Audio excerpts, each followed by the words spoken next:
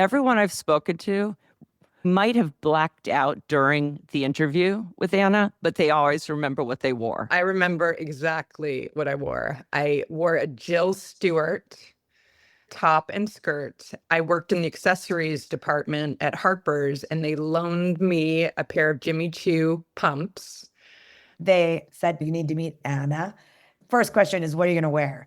I went to Bergdorf Goodman and spent money I didn't have and bought an Olivier Tuscan skirt. Lauren says, so you're ready? And I said, ready for what? To meet Anna. I had a meltdown. Like, no. I have to go home. There needs to be hair and makeup. I need to put a tuxedo on. I remember what I wore in my interview. I bought a new Balenciaga by Nicolas Ghesquière suit in gray. I still have it. I still wear it. I still feel like a boss in it. I was told to wear florals, which I knew she was obsessed with florals. And I forced my size 42 foot into a size 40 Manolo from that closet. And I hobbled in. I wore black vintage Jean Paul Gaultier sailor pants. Yep, I remember those. And a blazer with a big collar. I was wearing like a flannel tie or something that always stuck with you for years. That I wore a flannel shirt and khaki pants. I'm always like, I would have never been hired. I don't even remember my interview with Anna that well, except for you warned me that she was going to ask me what book I was reading. Right. Which is so crazy. She asked me who my favorite writer for the magazine was, and I said Jeffrey Steingarten, which I think you'll appreciate just given my current role.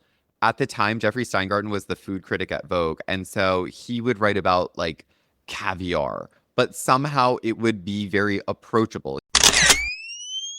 I'm Jill Demling, and this is Going Rogue. This is my second of 2 special episodes before season 2 launches this summer. If you haven't listened to the first one yet, go back. It's me being interviewed by writer and producer Ned Martell about the real inner workings of Vogue, the stuff the movie doesn't touch. Think of that one as the behind-the-curtain explainer. This episode is something different. Look, Andrea Sachs is a great character, but she wouldn't last a day doing what these 6 people actually did. The blood, the sweat, the tears, the 18 trunks through customs, the faxes from André Leon Talley, the $10 lunch budget stretched into dinner. All 6 of these guests have appeared on this podcast, and you can go back and hear their full episodes. But today, I've pulled the moments where they talk about the how, the why, and the what. How they got there, why they stayed, and what they actually did. 6 fashion phenoms who built successful careers out of those years and have the war stories to prove it. With The Devil Wears Prada 2 in theaters this week, it felt like exactly the right moment to let them tell it in their own words. So channel your best Andrea Sachs and take notes as the real assistants of Vogue go rogue. My first guest is Leslie Fremar. Before she became one of Hollywood's most powerful stylists, she sat shoulder to shoulder with me, quite literally, in Anna's office. She was the junior assistant, I was the senior. Think the real life Andy and Emily, but with juicier secrets. Set the scene leading up to your interview at Condé Nast. I interviewed actually with Bucky, Keaton, who is the head of HR, to be Amy Astley's assistant in beauty. And I did not get the job. Tinsley Mortimer actually got the job. I remember that. Remember that. And then the next day, Bucky called me and said that I didn't get the job, but would I come in and meet with Anna? She was looking for a junior assistant on her desk. And I was nervous, but I was interning at Harper's at the time, and the girls kind of helped me get dressed and look the part. I remember exactly what I wore. I wore a Jill Stewart top and skirt, and then I worked in the accessories department at Harper's, and they loaned me a pair of Jimmy Choo pumps. My skirt was like dark navy, and my shirt was like a button down, and it was black. And that's what I wore. I don't have it still. I wish I did, but I don't. So did you meet Anna first, or did you meet me first? I can't remember. I met with you first. I don't remember it that well. I don't even remember my interview with Anna that well, except for you warned me that she was going to ask me what book I was reading. Right. But that's really all I remember. What I do remember is when they offered me the job and they said that the start time was 7:30, I was like, I don't think I can take this job because I was just basically out of college and I didn't think I could wake up that early and commit to it like long term. I was like, God, I don't think I can do it. But then my parents were like, you're taking the job. You're not taking a job because of the start time. Okay, so then if you were 7:30, I was probably 7:45-ish. Yeah. You would stroll in around 8, maybe. If you knew she was coming in later. I mean, how nuts is that? Yeah. So did you start immediately? I did. I think the position was open and they needed someone like ASAP. I think I started the next week. And I was just thrown into it without really being able to think much about it. What do you remember about those early days? I remember, you and I are very different people. Yes. So I remember you like typing out her checks and I was like, this is ridiculous and a complete waste of time. I'm handwriting them.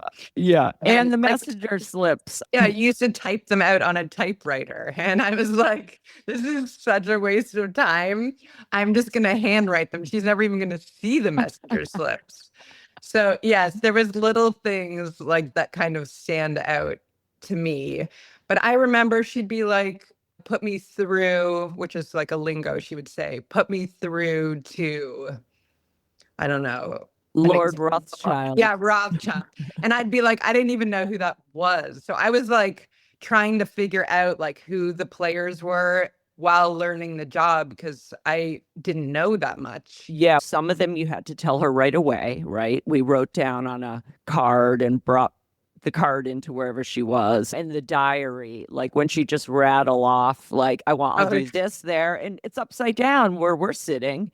And it's like memorizing where she's pointing. It's almost like training to read her mind almost. Oh, exactly. But I read a quote from you that I think most everyone who starts at Vogue can relate to, but especially anyone who worked as Anna's assistant. It took a lot of figuring it out and some sink or swim moments. That says it all. Because it's just figuring it out. And Anna is not a fan of you asking, wait, can you say that again? Can you repeat yourself? So yeah, there was no twice. You couldn't ask twice. Right, exactly. You couldn't ask twice. Yeah. Oh my gosh. Yeah. And I love the Jill, you must have misunderstood me, which is typically when she might have made a mistake. Right. But I think it really was the best training. It's like Harvard, basically. When I was promoted at the end of 1999, you were reluctant to take my position. And I remember Anna calling me in and saying, Jill, you must convince Leslie to take your job. She's just lacking confidence. And I'm sure I walked right over to you and said, you have to take the job. Yeah. Was it just that you didn't want to be the first one to get the heat? Because you had been there a pretty long time.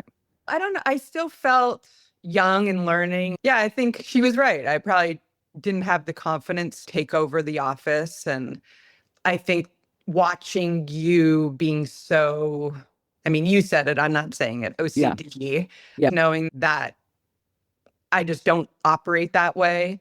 I was just nervous that I wouldn't be able to be that way, which was true. But in the end, I took the job and I was able to work in the way that was comfortable for me. And I actually ended up really enjoying it. I ended up hiring Lauren, who wrote this book. So she never trusted me again in hiring. I remember I suggested another girl to be an assistant in the fashion department. And she called me in and she was like, I don't know about... No, she did that to me. She did that to me too, because I had to meet Lauren first. So she didn't trust my judgment after that either. I remember when she asked me about a couple girls, she made comments. Well, but the last girl you thought was great. Yeah, she has an impressive memory. When did you decide you wanted to work in the fashion department? I spoke to Anna about it and she suggested that I go on a shoot that was shooting on the weekend. And I actually flew to LA and assisted Lisa Love on, I think it was Lisa or Camilla, I can't remember. And then when I got back, I said to her, this is really what I want to do. And when the job opened in Tawny's office, I asked her if I could apply to work for Tawny. And she said, well, you're going to have to interview like everyone else. I'm not going to just give you the job. And so I said, okay. And so we went through the process of interviewing and I ended up getting the job. And so she moved me out of the office. At that time, my junior was Amy. So then Amy moved up and became her senior. So you had told her before there was even a job open. Did you just feel you had paid your dues and you just said, I'm ready to move on and this is what I'm interested in? Yeah, I think I'd been in her office for a few years and it became second nature. And at that point, I was just like, okay, I'm ready to grow. And I think that's one of her best qualities. She really wants to train people and have them move within the magazine, the industry, and she still keeps track of me. Like she suggests me for jobs still to this day. And she really is supportive of growth, which I think is an incredible quality of a boss than trying to just keep them stunted in a position where you're not going to move. She really wanted you to move and thrive. So I commend her for that. No, I agree. That's what I told Lauren, and I think it might be in the book, but that's the first thing I said when I was interviewing people for the junior assistant position is that you start here, but the world's your oyster from here. I found Tawny as an editor incredible because she has a very strong point of view, which is what you need. And I learned that from her, that my aesthetic was not hers and I needed to find mine. But it needed to be crystal clear. And I think that was the best takeaway that I got from working for Tawny. And what were the immediate differences you noticed working for Tawny versus Anna, other than the hour that you had to get into the office? Well, I think Anna lives and breathes her work. And Tawny, there was a little bit more separation. She was like, okay, I'm done working. I want to go home and be with my family. So I learned that from her. That's a different point of view than I think Anna has, where it's all encompassing. Tawny would really create that divide for herself, which I do as well now. And I think I saw that that was possible from her.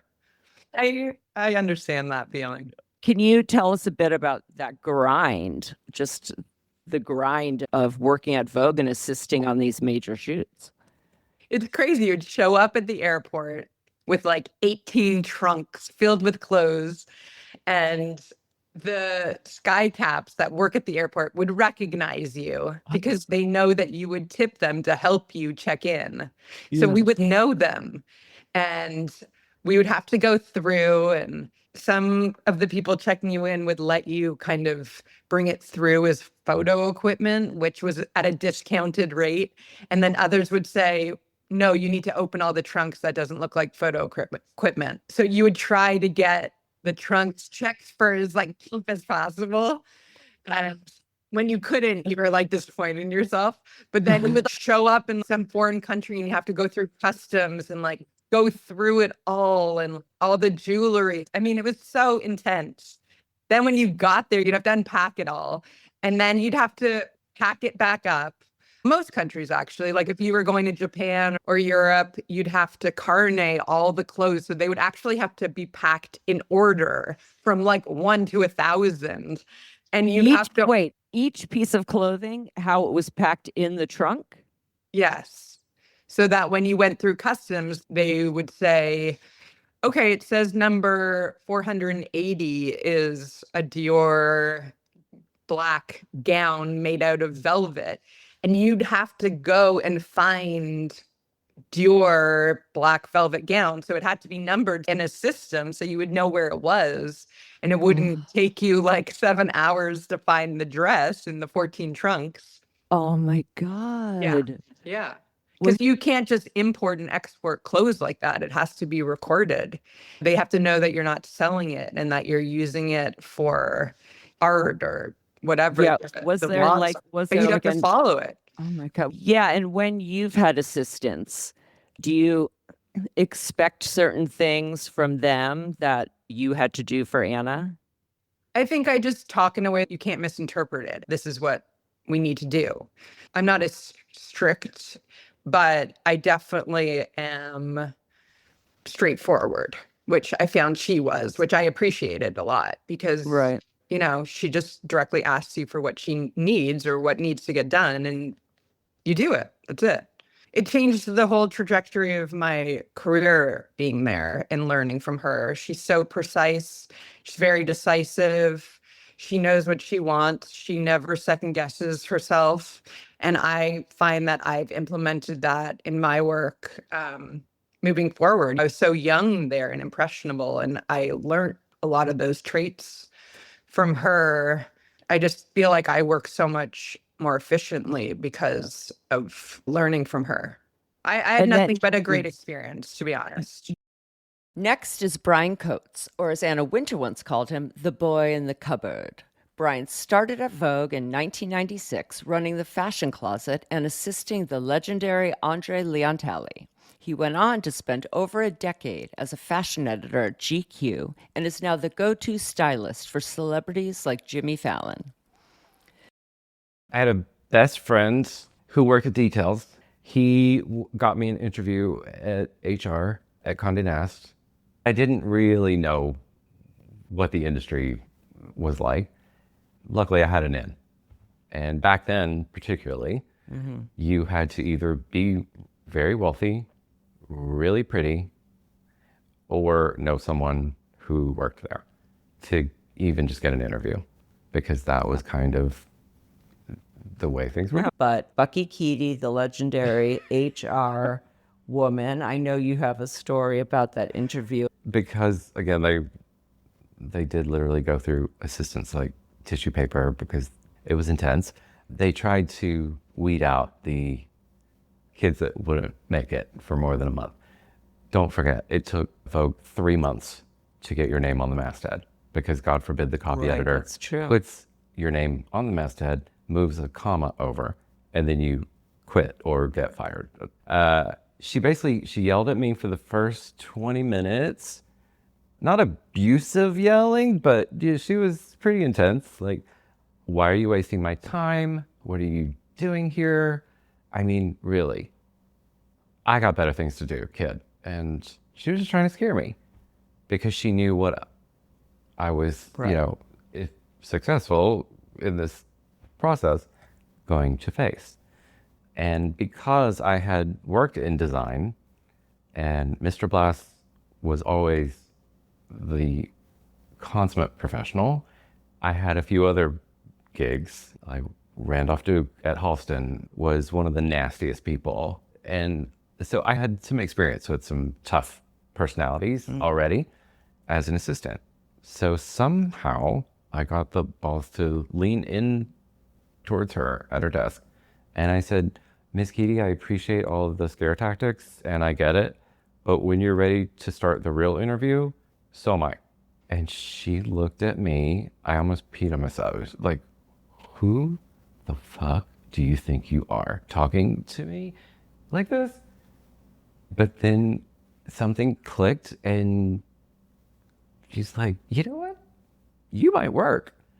And she kind of got it. So then the interview went better. And honestly, I wasn't interviewing for anything. Right. I was just interviewing like I was. to be a piece of paper in her folder. Right. That she could pull out and say, maybe this one later. So that ended, and I didn't hear anything for 6 months. Oh, wow. And 6 months later, I got a phone call. Would you like to come in and interview for the fashion closet job at Vogue? I knew what Vogue was, but I didn't know exactly what the fashion closet was. because there was no movie back then. And I said, yes, absolutely. And went in and met with the market director and the accessories director. Did you have to meet Anna or no? I did, yes. What was that She like? meets everyone. I came in like a sweater, t-shirt, and jeans, sneakers, and I meet with these two great editors. And of course, this is at 350 Madison, and you could smoke back then, by the way, now I'm remembering, because the woman that interviewed me was blowing Marlboro smoke in my face while she curled up in an office chair. And then the accessories director came in, and then she stands up, they start talking offside, and then they turn around and look at me, and Lauren says, okay, so you're ready. And I said, ready for what? She said, to meet Anna. And I had a meltdown. Like, oh, no. I have to go home. There needs to be hair and makeup. I need to put a tuxedo on. They're like, no, this is better. Just trust us. Just don't think about it. She just wants to meet you. It was one of the scariest things. To this day, it's a blur. In my head, it's all like a Kubrick film. It's not quite The Shining, but sort of. And Kate was so sweet. And she's like, it's going to be fine. It won't be long. And I walk in. She takes her glasses off. Very firm handshake. Sits down. Tells me that I can do so. And basically looks at my resume. And I did get the up and down look. And she said, a lot of people want to know what's happening at Vogue. Can you keep your mouth shut? And I said, yes, ma'am.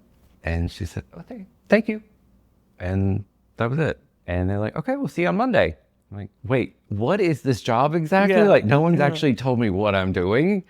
And yeah, That was it. that. And your first day, you were going to be assisting André Leon Talley. When did you find out you were going to be assisting him? Because that was not brought to your attention. Correct. It was a fashion closet job, which was explained to me after a couple days, like the parameters of it. Not in the beginning, but back then, if you were the closet assistant, you also kind of inherited André. And he wasn't in the office every single day, but you still worked for him every single day. And what was that meeting like? I didn't have to interview with him. Okay. We really bonded immediately, because I was completely obsessed with him and so thrilled is an understatement to be working for him. We are both from North Carolina and like North Carolina connection. And I think he liked that. And he could tell I was raised well by good parents, as he was, his grandmother. And there was a mutual respect. And it was a breath of fresh air because he never, ever treated me unkindly. André was a lot, but never really treated me the way other people in previous jobs had treated me. Right. Do you remember the first assignment you Yes, had I from do. him? Absolutely. Was it for a feature he was writing for Vogue? Yes, so he was writing a feature for Vogue on ballroom dance. And I had to plan everything, produce it, flights, hotels, set up interviews with these academies, planning every single thing and crossing every T and dotting every I. I will never forget. I thought, this is so... And didn't he call you Mr. Coates? Yes, he called me Mr. Coates pretty often.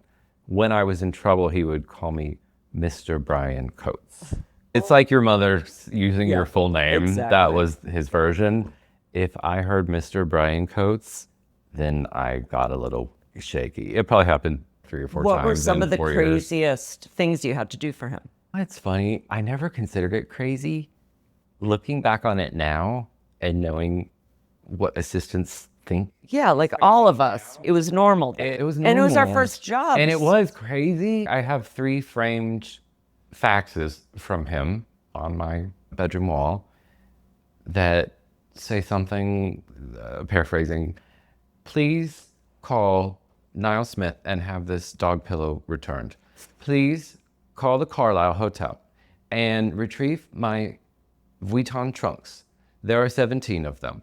So Send not them- over email. This is faxes. This is a fax. Andre liked a hard copy. Yeah, okay. So he liked it to be on paper. And they were just gigantic type, even though he had perfect vision. That's why there's so many pages. And it's call the Carlisle, pick up my 17 Vuitton trunks, call Ingrid Sishia, interview, say yes to dinner, call Graydon and tell him where Ingrid likes to sit at dinner, etc. And it was the longest list of just stuff we had to do. When were you expected to get this list complete? As soon as possible. Okay. How did you waste, Mr. Coates? How would you manage both responsibilities? Because essentially you're working for all the editors and Andre. And listen, I worked there too. I know the egos and the competition. You cannot say to Grace, I'm sorry, I was going to do that. Andre just called to ask me something. Correct. Right. Well, luckily, I guess Grace and everyone else that you were talking about had their own full-time assistants. Right. That helped in a way. And they were all really great with me, pretty much 99% of them. Again, being a guy helped. And you just learn to manage it. You just learn to juggle. A lot of our lives were just juggling and figuring it out. And you're correct. You don't say no to Miss Coddington ever. Right. That was actually the very first thing they taught me when I started, was that no is not an answer for anything. But how about if it was a question that Grace wanted a look that was on Tawny's rack? No is not an answer for anything. Well, I learned to navigate And the that. hierarchy. At 350 Madison, they made me repeat it out loud. You can't say no to us. They literally said, you can't tell us no. Therefore, no one is allowed to tell you no. Do you understand? Yes. And then they made me repeat it. Say it out loud. Oh, no one else that you're calling. Right. Like PR people. Right. If Grace wants 44 Prada looks, which she did, it got nuanced later. But the message was, don't let people push you around.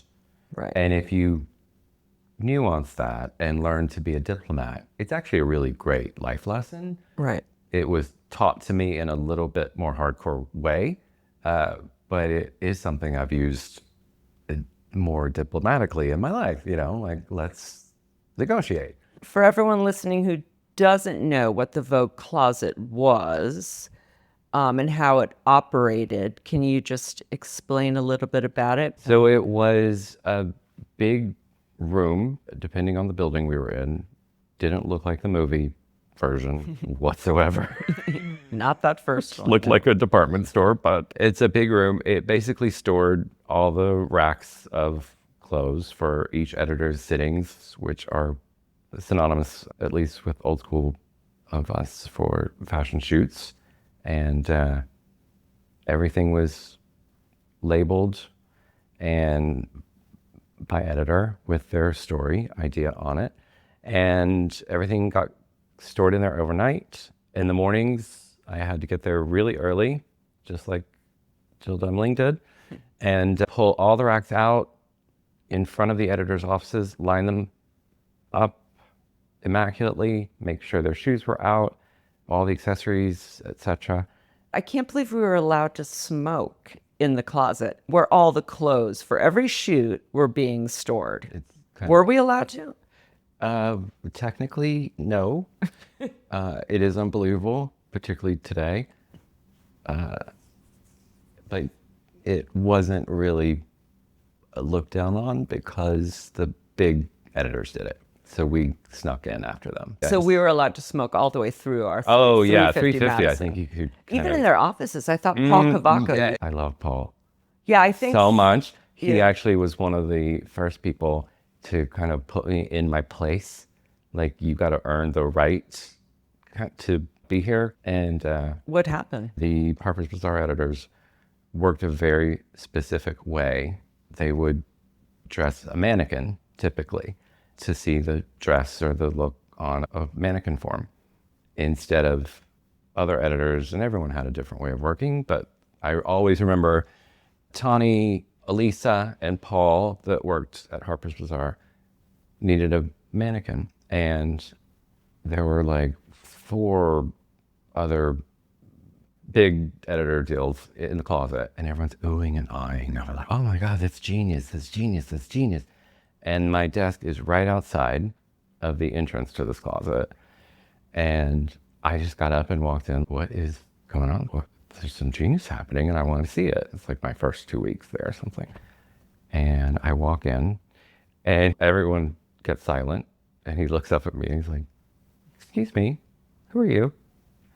He knew who I was, but he didn't know my name.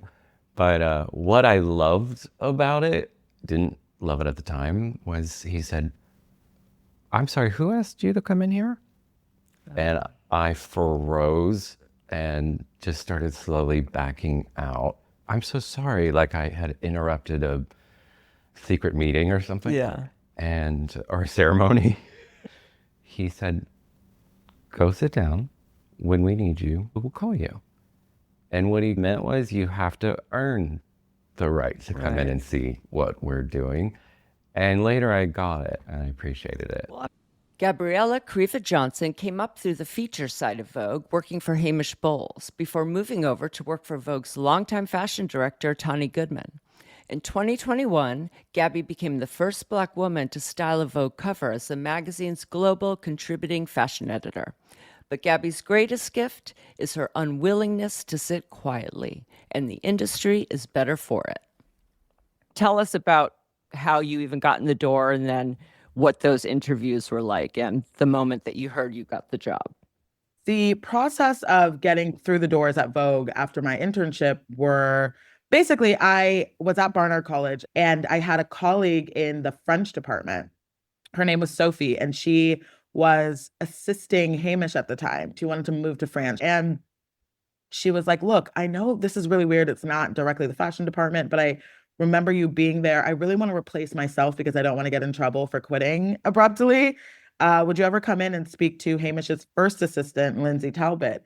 She was like, look, this is a very patrician woman. She's grown up in these halls. She like understands everything that Hamish is writing about, and you might be coming in at a deficit. But if you can really prove to her that you know what you're talking about, you might have a shot. And I went in and I met with Lindsay, and I remember the questions being like a bit bizarre. It was like, where did you grow up? And what do you do in your free time? Which is a question that was also asked of me by Anna when I got there.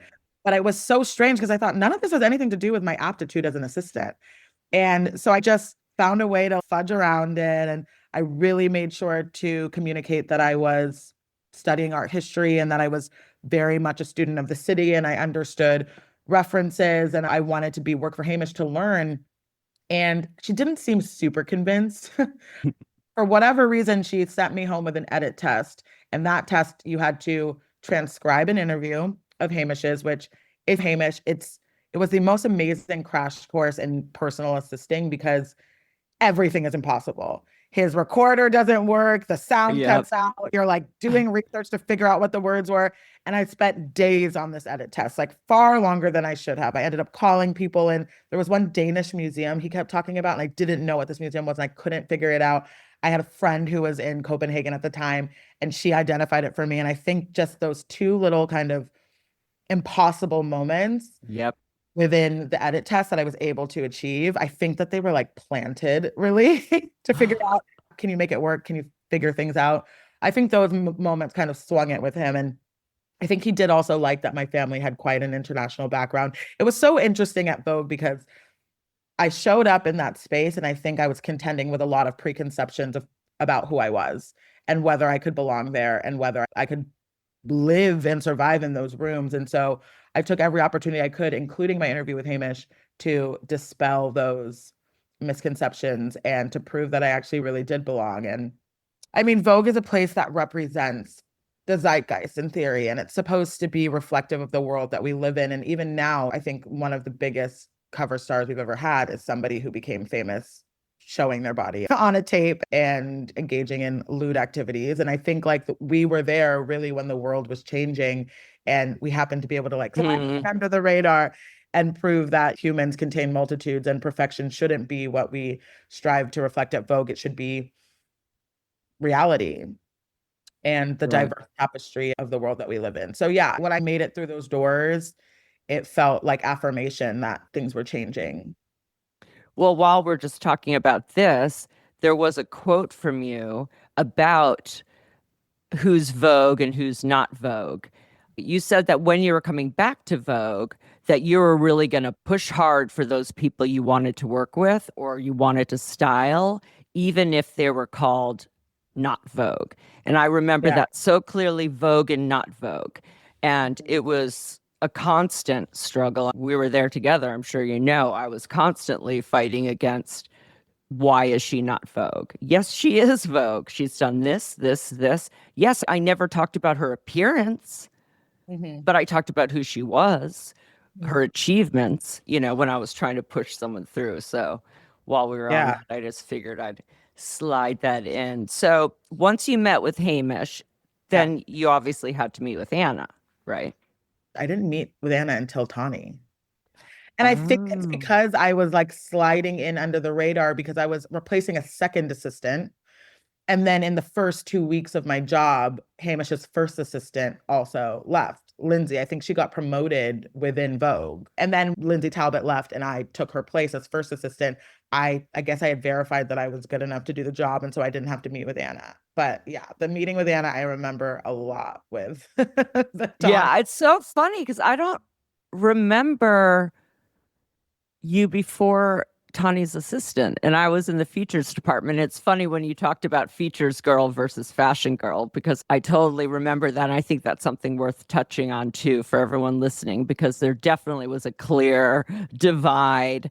And even appearance wise, it's almost like they cast the roles to make the fashion girls look very different from the features girls. I mean, I was a features girl, and honestly, I know how stressful it was and how expensive it was to get dressed for work. Usually you spend on your going out clothes, not your work clothes. But to fit in, I remember when I first started, Bucky Keaty was in HR at that time, and when she called me in to meet Anna, she told me to wear skinny heels. It's 1998. I was like, what the hell are skinny heels? I have no idea. I have like my 9 West or whatnot. But yeah, so that is something.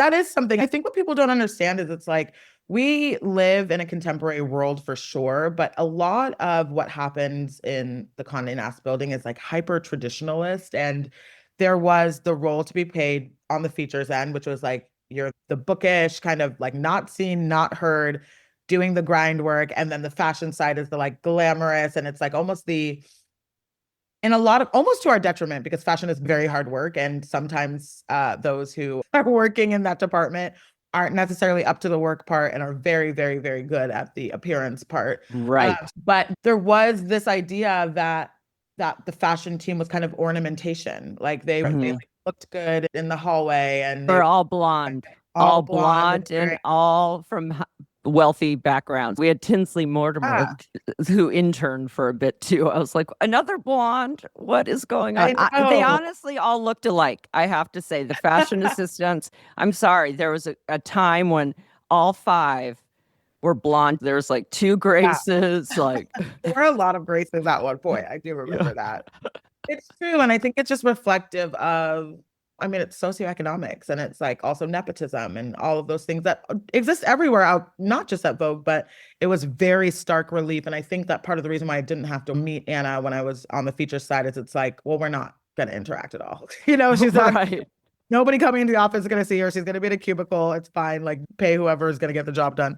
So the transition to working in fashion was difficult because I really felt the burden of like not being like fashion folk. Like I really was scared that what I looked like, where I came from, would preclude me or exclude me rather from even being in contention. But I don't know, hard work pays off.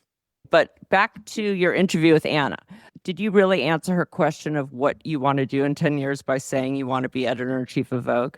Yeah, I did. I think I said more along the lines of like, well, I think I kind of want your job. You know, I want to be the editor-in-chief of Vogue. And she like, it was a little chuckle. And It wasn't really a chuckle. It was like a little upturned smile. And I thought it was a cheeky way to respond because I mostly really didn't think I was going to get the job. But I can imagine that what got me the job was that interview with Anna. And she has been really supportive of me. We've had a lot of time while I was at Vogue, when I came back to Vogue, and also since I've left, where she's really affirmed that like she believes in me, even if we butt heads, even if there is Right. an incongruous idea of how we should go about molding this industry. She has always been deeply supportive in that way. So thank And God. do you remember what you wore to your interview with Anna? Oh, yeah. I was told to wear florals, which I knew she was obsessed with florals. Like I knew that from what the magazine looked like and also like how she. That's so specific. It's one thing to say don't wear black, but floral? Wear floral. It was in the spring/summer that I did the interview. And I was like, okay, fuck, because I don't own anything floral. And also at the same time as contending with being dead broke, I was also contending with being plus size. So it's like I couldn't even just pull from the closet. That was right. Fashion girls used to like really rally around people they wanted to get promoted or whatever. And you'd go into the closet and they'd lend you a pair of Manolos and you could like pull something off of the racks. But that was impossible for me. So I remember going to Target because at the time they had a collaboration with Peter Pilotto, the designer, which was all about prints and color. And I found one top that fit me. And it was close enough to their runway sample. Like they clearly adapted it for like mass consumption, but it was close enough that I thought I could get away with it. And I only had black pants or jeans. So I ended up wearing black pants and I forced my size 42 foot into a size 40 Manolo from that closet. And I hobbled in and I guess that was that. I think that I sold it, but I don't know. I really remember it being very short, like too short. Oh, yeah. It was like 7 minutes or something maximum. I didn't prepare so much, although I did make sure that I went to a couple of museums the week before because I knew that I got my job with Hamish. I thought my pedigree in art history and my interest in academia, like those are going to be things that sing through. So I want to make sure that I've seen the newest shows out because what if she asked me? And she didn't. Yeah. I just wanted to like make sure she knew I was the real deal and I wasn't bullshitting in my interview. Edward Barsamian may have had one of the shortest stints as an assistant to Anna Wintour, but he was always far too stylish to sit behind a desk. He went on to become style director at Vogue, a fixture on every red carpet from the Met Gala to the Golden Globes, and has since launched his own consulting company. I do want to know where it started at Vogue. What was that first interview? And tell us what happened next. My very first interview was at 4 Times Square, 12th floor, old school Vogue. And it was with Amalia Karamitsis, who was the accessories director at the time. And she was in charge of fine jewelry. So she was making the hire about my internship. I got it, obviously. Fast forward, I've been in like fine jewelry for about 3 months. And sometimes the senior editors will give her things to get repaired. And Anna's office came and they were like, we have this like really special Riviera style necklace. It needs to be fixed. So I hand took it to Stephen Russell, which is a fabulous vintage shop. They repaired it because I was earning the trust of all of the different senior editors and going on the style ethics shoot and stuff like that. One of the assistants was supposed to be moved to market to work for then Meredith Melling. And they were like, who can we put in this role? And so they were like, well, what about Edward? She had never had a boy in her office before. And so I'm the type of person where it's like, you don't say no to opportunity. This is somebody who I've always wanted to work for. 20-whatever-year-old self is like pinching himself because it's like, you know the reputation, you know it's going to be demanding, you know it's going to be difficult, but at the same time, you will not have a better school. And so it started off as like a trial during the holidays. I remember when I first started, I can only imagine what you felt because it's intimidating. Okay. The thing about me, when I started, I didn't know who she was. I hadn't worked at Vogue at all. So you're coming in probably even more nervous than I was. I wanted to make sure that I showed her what I was capable of. that I might not have been suited to be an assistant. I won't lie. But I wanted to show her, I'm going to give you everything. You will always see me do the best that I will ever do. She was good to me. You know, as you said, I didn't have a linear path, and there's a reason I came back, right? Because I wasn't mistreated. So what did you have to do for her, and how long did you last, and whose choice was it to move on from that position? I remember what I wore in my interview. It was during the holidays, so it was gift wrapping and everything. Clearly, I had passed the test. So in the new year, they moved my predecessor to market, and then I bought a new Balenciaga by Nicolas Ghesquière suit in gray. I still have it. I still wear it. I still feel like a boss in it, which is so crazy. She asked me who my favorite writer for the magazine was, and I said Jeffrey Steingarten. Jeffrey Steingarten was the food critic at Vogue, and so he would write about like caviar, but somehow it would be very approachable. He would write about bluefin tuna before it became like a common thing. And so I think she thought, because I gave such a different, thoughtful answer, and again, it doesn't seem to compute that I would be like, I like the food critic at Vogue. That's how I started. I was there officially like January until I want to say Paris Fashion Week or whatever that year. So like 2 months. So it was pretty quick. Yeah. The first assistant was going to business school. So number 2 was going to be promoted to number 1. Right. But number 2 at the time really didn't like me. Basically, the situation was numbers 2 and number 3 don't get along. Number 2's been here longer. Number 3, you got to go. They were like, you can come back at some point, whatever. They gave me severance and I left. And did you talk to Anna before you left? Did she say anything? Paris for Fashion Week. So by the time some of the editors came back, they had shot me notes to my Gmail because I had left some of them handwritten notes thanking them for giving me the opportunity and the chance. Same thing with Anna. I did want everybody to understand I was supremely grateful for them taking a chance on me so early on, especially in such a role, and that I was sad that it was ending so abruptly. But again, it wasn't the right role for me. So how did you handle that? The most devastating thing in the universe. Here I am, like early 20-something, finally in what I think is my dream role, right?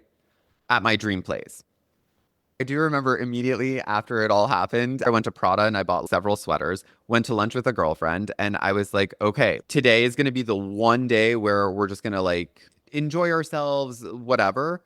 The week after was kind of touch and go in the sense where it was like, what should I be focusing on next? But then that second week, I gotten several job offers, which was really cool.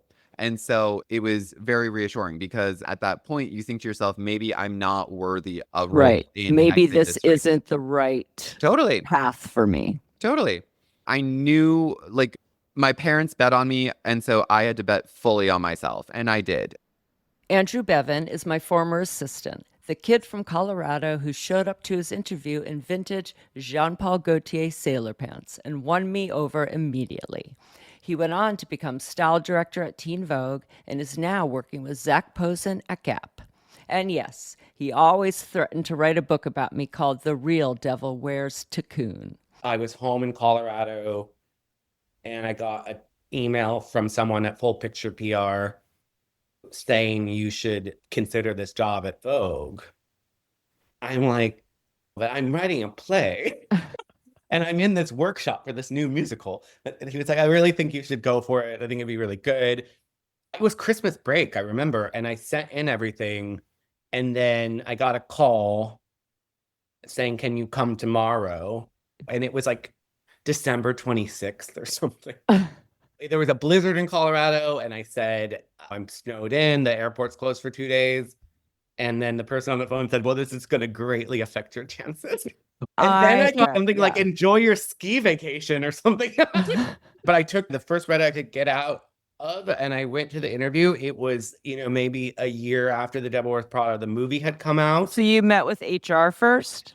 I think I met with you first, actually. Yeah, so tell me, because I don't even remember this.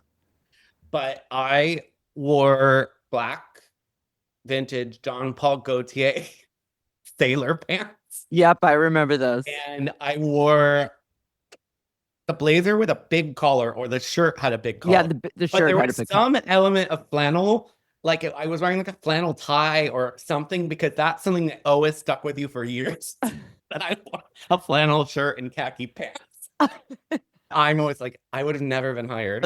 I came in at the end of many interviews, and I think there was some fatigue of the last few weeks of not finding the right person, and Lori and Anna not liking the people or something, because you were like, okay, this is the guy. And then you said, this is what's going to happen.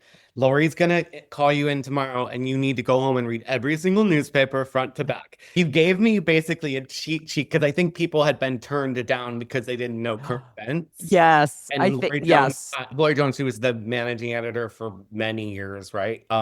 She was very old school, and she was very tough, and she I think wanted to kind of stump people, and she wanted to ask non-fashion related questions, non-entertainment related questions.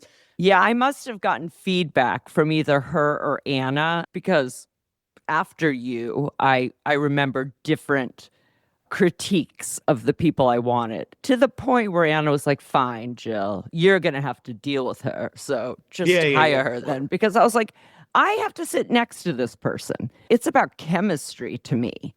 Yeah, we were also in very Politics. confined environment. Yeah, like I have to be able to not want to kill the person. So for me, that was the key, is the vibe. And I was frustrated when I'd go in there. What happened?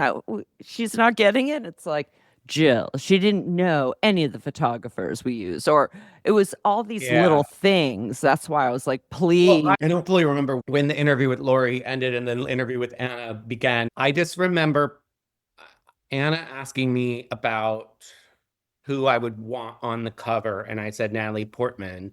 At that time, where even someone's project had to be very specific to like the Vogue aesthetic and the Vogue thing, and she was like, for what? They told me that Natalie Portman had been booked for Where the Heart Is, where she was pregnant in a wall. Oh my God.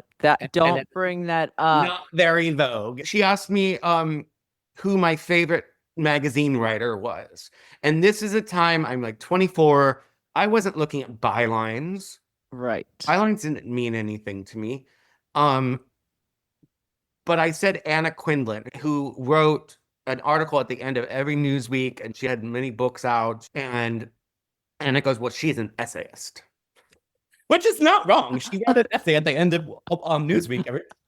And then I was asked if I read the New Yorker and who I liked at the New Yorker, and my mind went fully blank. But I had been to a wedding like 2 weeks prior where I had danced with the poetry editor at the time at the New Yorker named Alice Quinn. And so I said Alice Quinn because it was the and she goes, she's a poet. Oh my God. So I'm never getting this, but I got grilled more than I did when I was being interviewed to be her assistant. But I do see they wanted this position. I was taking a head count, and I had really needed someone, because by that time I was booking at least 11 covers, not to mention everyone that wasn't a model within the magazine.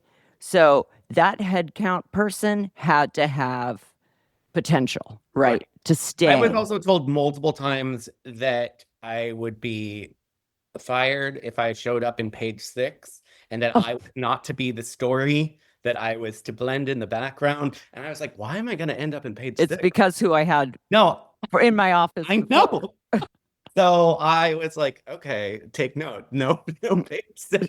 That is too funny.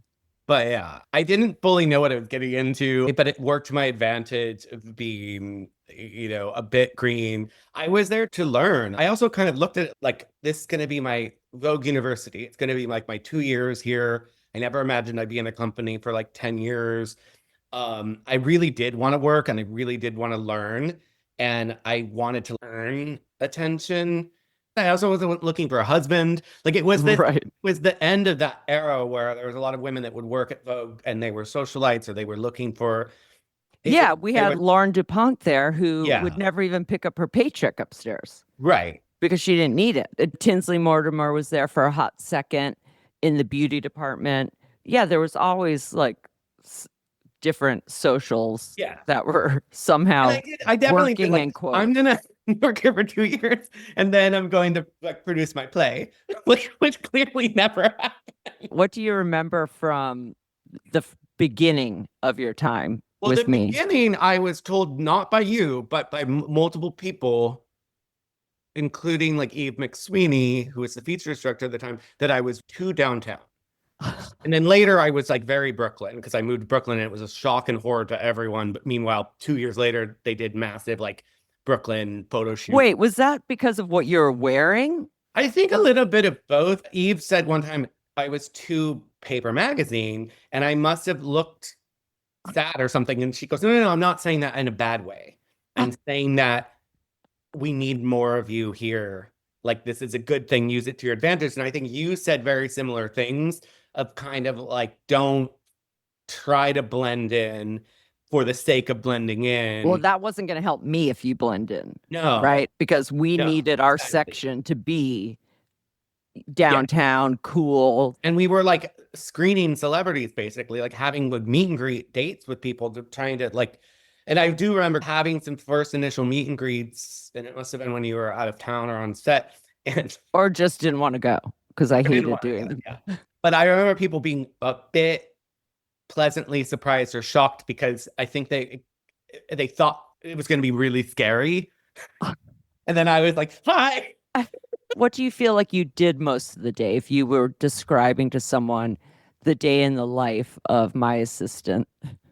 I think we did a lot of research. There was screenings. I did a lot of stuff at night where I'd go out and listen to bands. My personal thing, which you didn't really handle that much, it was more Valerie and people were talking about, but music, because the music wasn't that cool. And I remember getting like a couple bands in there that I was so proud that I got this like postage side stamp article that I'm like, some lady's gonna buy this CD and like not buy the Kenny G CD or Well, something. yeah, technically we were supposed to be handling the people are talking about section. So I was probably like, you like music, go for Yeah. it. Go see these things. Like, And that Tell was getting kind of like the keys to the castle a bit in the sense of the access. I started going to concerts, going to movie premieres and movie screenings and stuff. And you were very good at, and still like emotional when I think about this, because and my boss at Miramax was very similar, like introducing me as their colleague at like when we were in social events and stuff. Yep. I obviously had to earn that by like earning your respect and by working hard and having a sense of taste and dignity and whatnot. But that was a huge deal for me because that made me feel A, that I belonged, and B, that I wanted to work harder and that I wanted to, That's what I thought was important. And I always did that. And even with interns, you were an extension of me. And I trusted your taste, your work ethic, your presentation as someone that worked at Vogue. And there's two reasons. I mean, I needed you to do a lot of stuff and you had to be my colleague, right? Not my assistant. I can't be sending my assistant in my place. And the other thing is I wanted you to feel empowered. Right. I wanted you to feel empowered. And you were still expected to do the shitty stuff like get my lunch or like personal things here and there. I feel like you and I had a running joke because you were always like, I don't want you to write a book about me. And then we would joke around that. Is that after Devil Wears Prada came out? Yeah, and I never signed an NDA. So, and I was like, I'm going to write a book called The Devil Wears Cocoon. I was like, The Devil Wears Prada, whatever. I was like, it's all about The Devil Wears Cocoon. And I would always be like, Jill, I'm taking notes. But we have very good chemistry. But there's something sort of Gilmore Girls about us because, which like neither one of us watched because we were too busy working and being out. I still love to this day. I think about how funny your emailing was because you would work 24/7. You obviously be in very different time zones sometimes. And it was, I feel like, when I started, I had a flip phone. Then I think I got like a Palm Pilot or something. But texting wasn't really a thing. People would text being like, I'm running late. And then so you'd write K. But there was not this texting culture. So a lot of it was done on email. And I think for a while, I didn't even have a work phone. So you would be emailing and you would have a full conversation with yourself. And I'd like wake up in the morning and read this. It'd be like from 5 a.m. or 5:30. And you would eventually just answer yourself. And you'd be like, don't worry, I figured, like, it was I do that. I still do that. I think that's how I work things out. But I will tell you, having been Anna's assistant, I experienced that, but it was on an answering machine. It was stream of conscious. It's almost like a to-do list, but not writing it down. But then because time goes by, but That's your process. yes, exactly. Or it's just, if you didn't answer by a certain time, I would have done it. You know what I mean? What advice do you carry on with you? Any words of wisdom that have helped you along the way? Stop asking questions that you can figure out yourself, or common sense too. I've had to like really learn about common sense and trusting gut instinct. And then from Vogue, it's being on time. And you taught me also a lot about being over prepared, because you go into a meeting with 4 ideas. If they ask for 1, you go in with 4. And I still do that to this day. Was very prepared in those meetings always, because Anna will ask you everything. She will ask you questions until you can't answer one. And that can be asking you for September cover ideas 5 years from now. But I will never forget that you said, Anna will always ask you the one question you don't have the answer for. Right. And I think we were trained initially that social media was like the devil, or it was tacky and we needed to stay off of it. And there was a very slow transition to digital at Condé Nast. So I didn't harness that because I thought I was being a good little soldier. And it wasn't about me. It wasn't about me as a brand. It wasn't about what I could do to build my career. I didn't have that hindsight. And I guess going back into it, I would have been a bit more cognizant about it. I was so in the Vogue tunnel. No, that's what we were told. We were supposed to be in the background. Yeah. We were told to be too far in the background, not to ask for credit. We were the secret weapons. We didn't get the recognition. And that's really hard when you leave a place and you don't have all of that to show for it, right? Of course, we have all the magazines and we have all the Well, you're still not taking enough credit that you deserve. Right. How you were trained in the trenches. I'm still bad at self-promotion, and I'm still bad at giving myself enough credit. So I still need to take that advice. And finally, Karla Martínez de Salas. She started as a fashion assistant at American Vogue in 2002, working for Wendy Hirschberg, which meant essentially serving every editor on the floor. And she's been climbing mastheads ever since. She is now editor-in-chief of Vogue Mexico and Vogue Latin America. Full circle, doesn't even cover it. I moved to New York, and I email Stella Angelakos, who's now at Condé Nast, and she says to me, I have a junior editor position at Mademoiselle, but then there's also a closet position available at Vogue.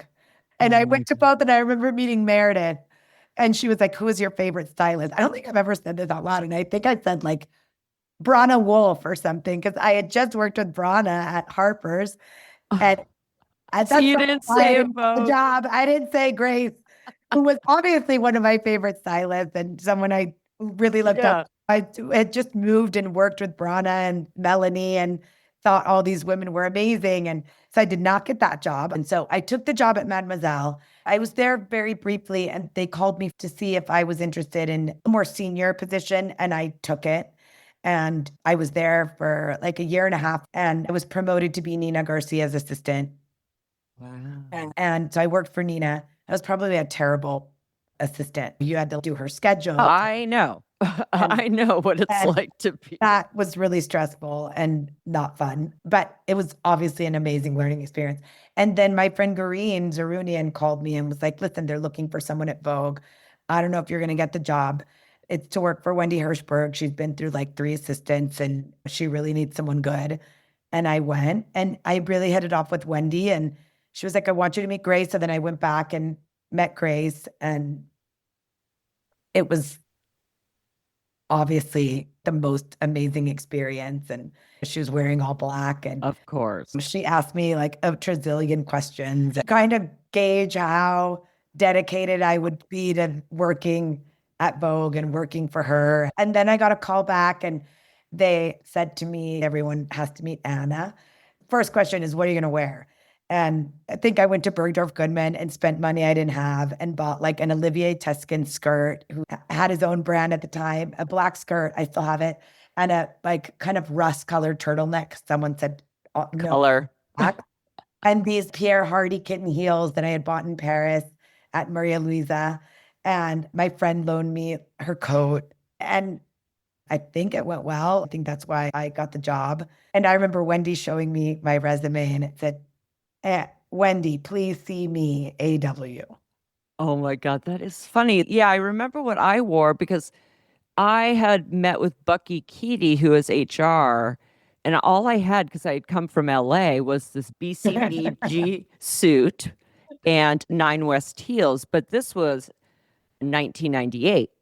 So that was my only interview suit type thing. So I wore that. Yeah. Suits were not a thing. Yeah. This was the one outfit I had. So I wore it to meet Bucky. And then I wore the same thing to I remember I wore the Theory pants. Remember those kind of nylon? That was of a course. nice thing I had. Yes. And I don't want to age us, but Zara was not a thing. And or any of the, No, it's Theory and BCBG. Yeah. And of course, my suit was black. I had no idea at the time. Yeah. I didn't know who Anna was. So when I went in, I was like, hey, what's up? It's probably better in a way. I think. Yeah. I was at Vogue, I think, for 4 or 5 years. And it was obviously an amazing experience. I remember the first time I saw you, you had your signature look, the bangs, the shoulder length hair with your mini skirts, tight, tall boots. Sometimes it was another flat. I always was like, why can't I find a uniform like this? I'm like, because I'm not tall and skinny. That was an intense position you had because as Wendy's assistant, you're helping her, but you're also in charge of helping all the editors. I would like to say it was probably the best master school in diplomacy one could ever have. And you talk about diplomacy being a big thing for you and one of the skills that has brought you a lot of success. And again, I was so excited to be there. I will never forget what that office smelled like, what the color, like all my senses. Like when I went and sat at that desk on like January 5th or something, I think I started like on January 2002.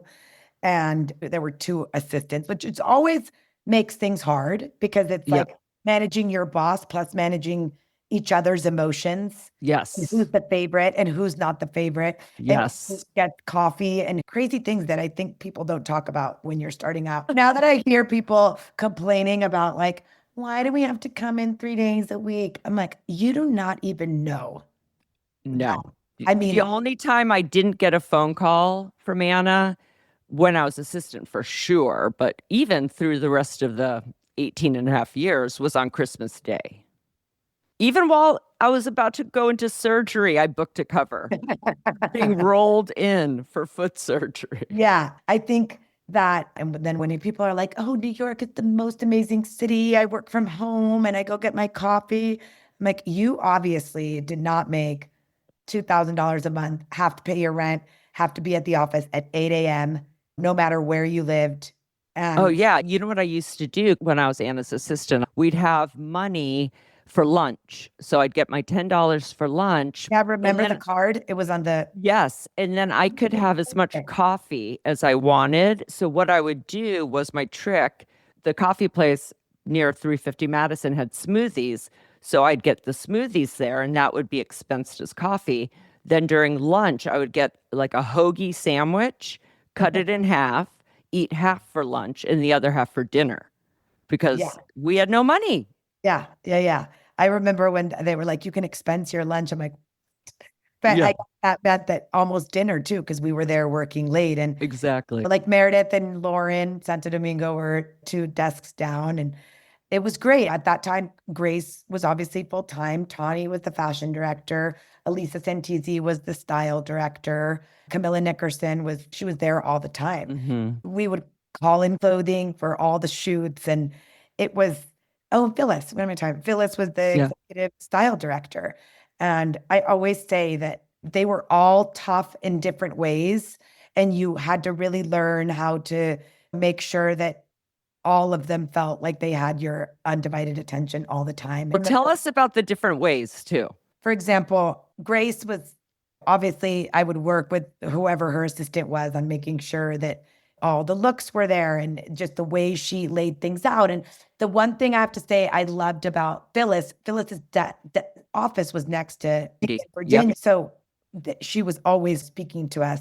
And I'll never forget. And this was like first month, like I learned quick. She was shooting a plus size model with Helmut Newton. I think it was like one of his last shoots. And she had said, nothing's going to fit her. So we need to get some extra sizes, but I'm going to call in some runway looks. So I called in all the runway looks. We got her extras. I think Meredith was working on the extras from like the, Oh, yeah, because she had like lingerie too and all of the.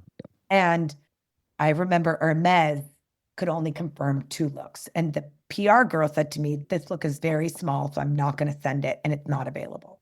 So I tell Phyllis, this look, I don't think will fit your model. So we're not going to get it and it's not available. And she said, how do you know it's not going to fit her?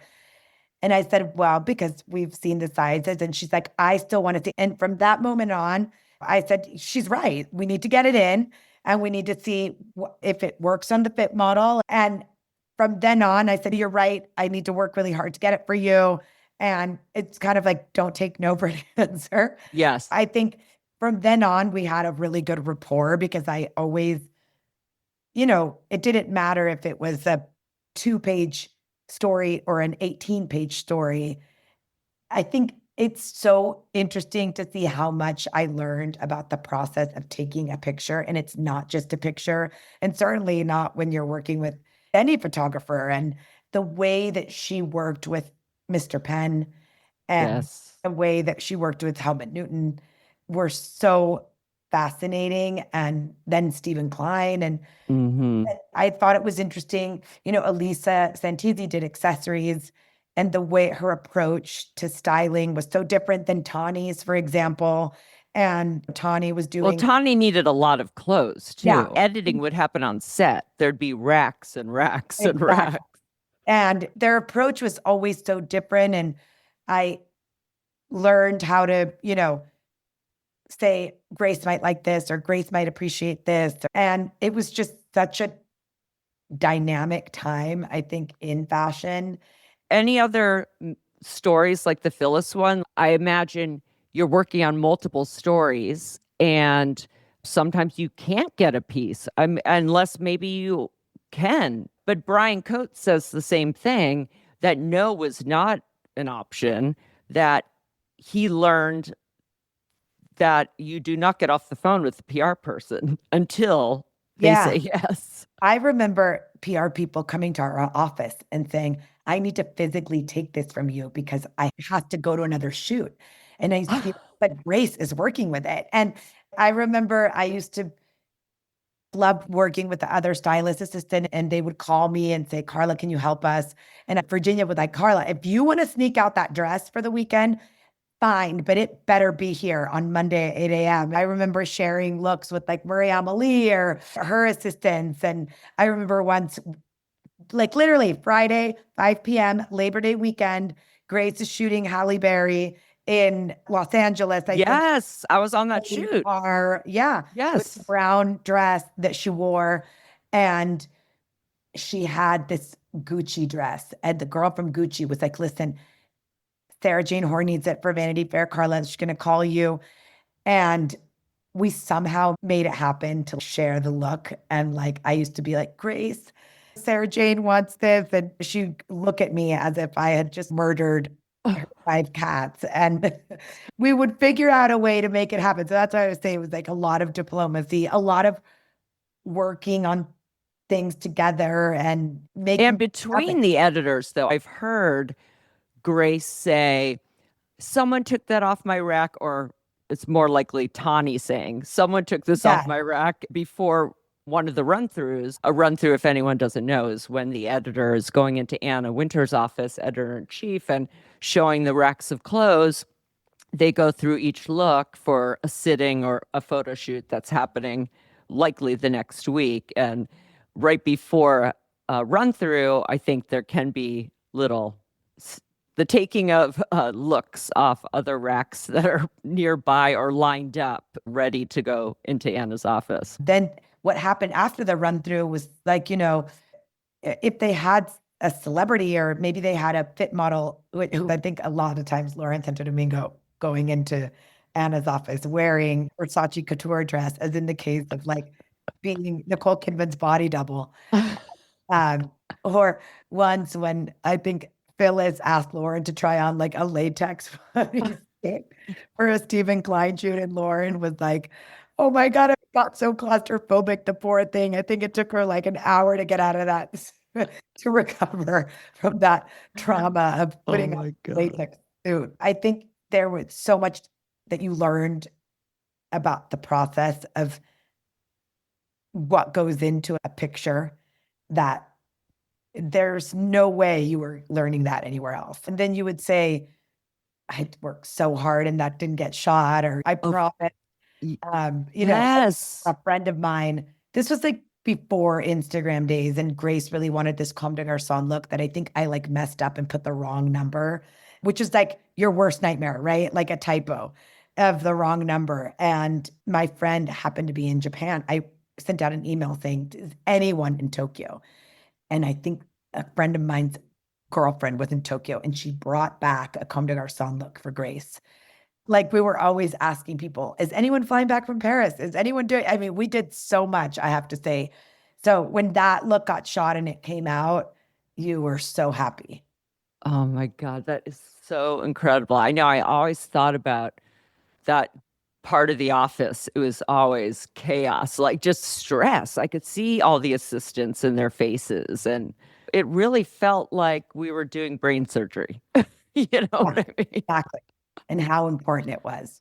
So then what did you do from there, and why did you leave that position? Well, from there, I remember Virginia had arrived and I applied to be the accessories director, and I didn't get the job. And I remember being really disappointed. And I remember I really was so grateful to Virginia that she even considered me for the job. And I think I thought at the time I was also too junior, and you project that. I think I remember going to meet with Anna, and I didn't get the job, and no one ever told me I wasn't getting the job. But I remember Michelle Sanders saying, well, you haven't heard, so you didn't get the job, Right. And that's important what you just said. I just want to highlight it, that if you project any sort of insecurity, especially with Anna, she picks up on that. So that is important to go in there, and if there's any way in your mind to picture you doing that job, it could be that you weren't, and that everything led you back to where you're supposed to be. Listen, exactly. You can't change anything of what happened to you because you're at the top right now. Right. So then I said, okay, I want to get a different experience because I want to understand accessories more. And so a position opened up with Elisa. And I remember I went to work for Elisa, and I became an associate. And in that position, I also did a few sittings around the country, which were really interesting. And I learned a lot from Elisa because she had such impeccable taste, and, accessories are such a big category. And I remember how to put a budget together because we were also producing shoots, and we had so much money. I thought it was interesting also working in those roles because you produce the shoots, and you learn so much in that way because this is how much you have. This is how much you need. We had a lot, but still back then add up. Yeah. Back then. So I worked for her, and then Garine Zarunian called me. Here she comes again, and was like, do you know Stefano Tonki? And I said, no. And she said, he is starting at T, and they're looking for a market director. And I was like, wow. Oh, a director, what? And I went to the interview, and it kind of went-ish well with Stefano. I remember I wore this like Balenciaga by Nicolas Gisquier outfit that I had gotten on super sale at Bergdorf's. And then I met with Ann Christensen, who worked for Grace. So that was already kind of like a shoe in a way. And they called me to offer me the job. Well, I talk about this with everyone, that no one retires, especially at Vogue. So you almost had to leave to even move up the ladder, even by title, let alone by salary. Ladder. Yeah. I knew it wasn't going to happen. I remember not being considered for certain jobs and other people being considered. And I knew that I had to leave. And also, which I always say, you're not going to make more money if you stay at the same company. I know. I can tell everyone that firsthand for 20 years. As an editor-in-chief, you've worked for various editor-in-chiefs. Are there things that you take from how a Stefano, or you can even say an Edward, because that was his step right before editor-in-chief, or Anna, things that you emulate in this top position, things that maybe you do differently?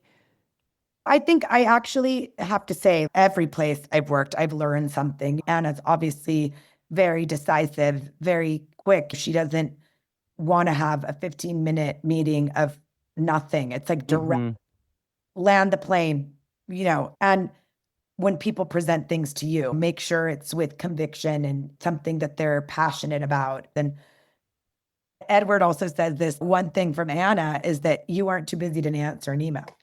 And it drives me insane when I get a follow-up email from someone on my team that they've emailed 2 days before and no one has even bothered to write, received. Thank you very much. Yes. I told all my assistants, you don't have to answer right away, but acknowledge you received it so I can move on. That's all I need. Because Anna wants an answer right away. I'd go into her office. She'd ask me to do something. By the time I got to my desk, I'd get a call. Any news? I'm like, I just sat down. Yeah. But it changes how you think. Sometimes patience and taking a beat is the best option. But otherwise, what are you waiting for? Just do it. Yeah, exactly. And I think just that sense of operation, no time wasting, get things done, right? But I think that I've been so lucky to have worked for people that have taught me so much about everything and also about how to balance. I don't really say it's impossible, work-life balance, but all of the women that I worked for were mothers, they were wives, they were friends, and they somehow managed. Yeah, and I just feel like we're lucky in a way because what we do, we love so much. So when I think personal work, it's kind of the same because it's our life. One bleeds into the other all the time. And I really felt my days at Vogue that you all were my family. Yeah, it's really strange. It was like, I've called Anna mom before and she wasn't in the room, but everyone's like, you called her mom. But I loved going to work. I would think about work Sundays. It never felt like work. Yes, it was stressful, but I was inspired every day. Okay, that's our show. Thanks for listening to Going Rogue. And be sure to like and subscribe. Today's show is produced by me and Maddie Rosenberg at Radio Free Rhinecliff with assistance from Maddie Kelly. Special thanks to David Vo for our great graphics and Taras Romanov for our epic theme music. See you next Friday.